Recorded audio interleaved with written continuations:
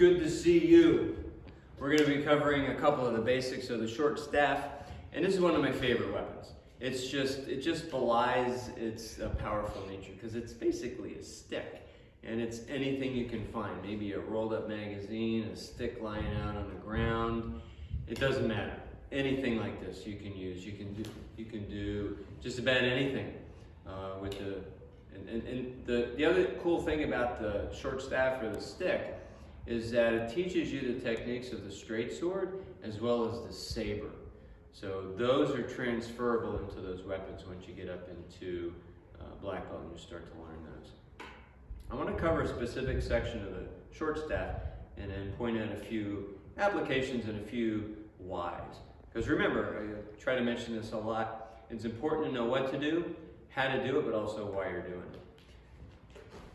This is the second section where we're heading down to the left. We're in our cat. As a reminder, whenever you have a weapon, you chamber the weapon, you don't chamber the fist.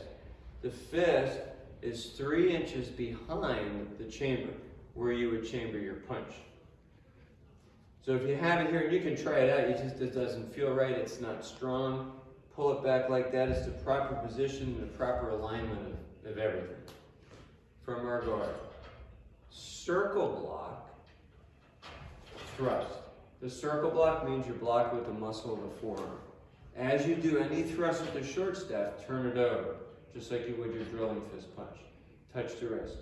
Now these flower techniques, they're not just cool to do and look at, you're actually blocking. So you have to keep this arm up. You know, block, block, then as you step into the horse, then you lower those arms down.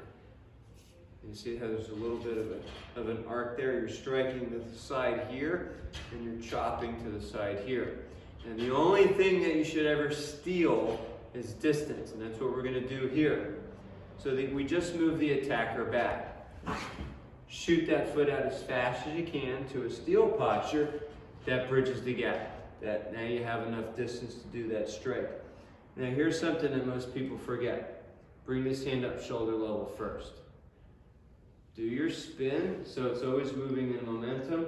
Now at this point, this foot's flat. And now I'm ready to do my strike. This is an amazing thing to do over and over and over and over until your body just does it naturally. Pick it up, spin, and then strike. Notice when I turn, or when I do my strike, I turn my wrist. So the palm of your grip should be facing that way. That's so you don't lose the short staff. If it was like this, the open side is this way, it'd be easier to let go. But if it's like this, you're not going to let it go because the short staff is not going to go through your hand. Now here, put it on the arm. This is tough. I'm going to give you something to look up. Angular momentum. And then a little bit extra with body alignment. Can't look that one up.